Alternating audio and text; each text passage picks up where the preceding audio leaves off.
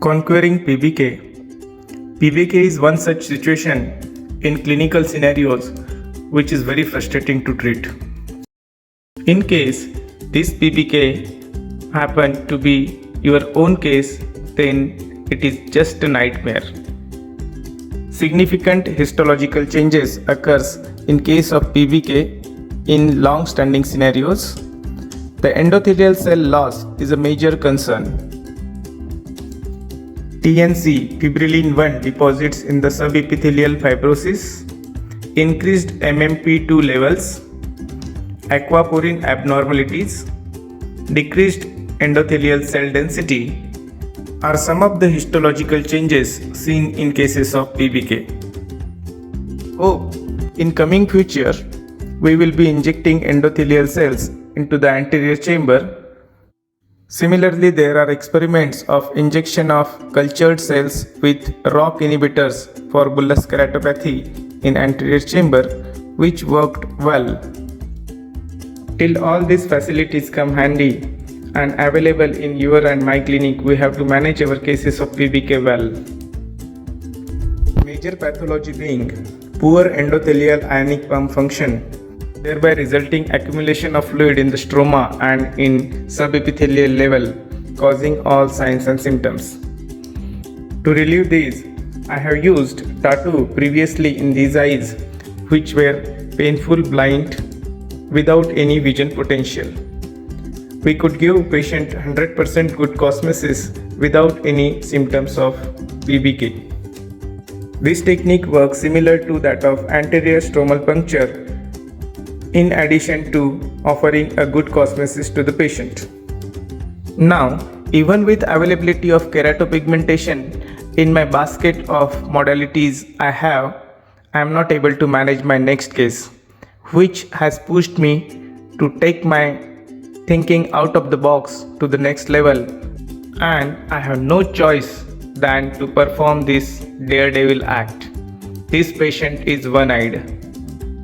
Anterior chamber IOL with PBK. So, my keratopigmentation technique is useless in such scenarios.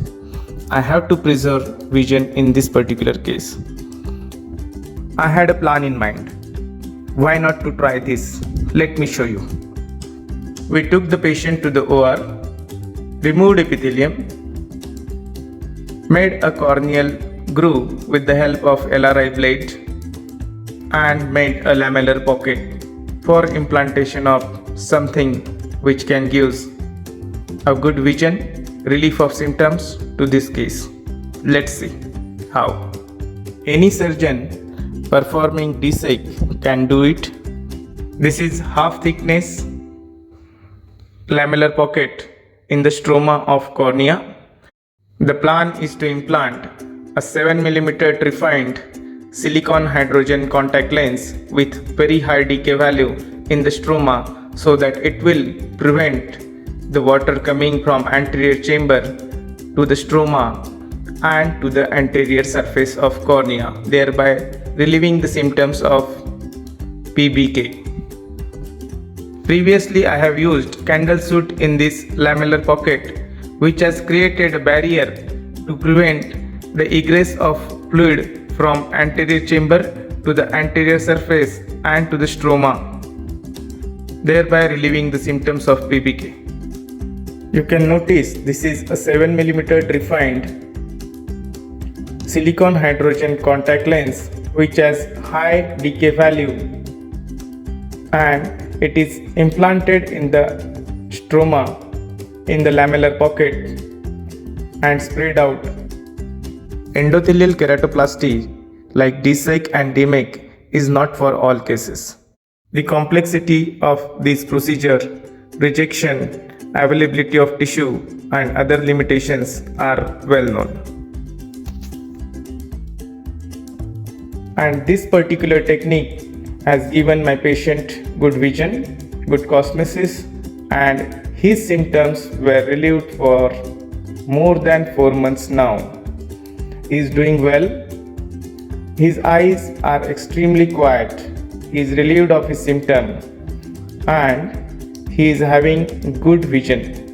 The contact lens was soaked in preservative-free antibiotic solution for 15 minutes before implantation in the stroma. Hope this technique will improve many of your cases and help many of us to manage our cases of PBK. Thank you.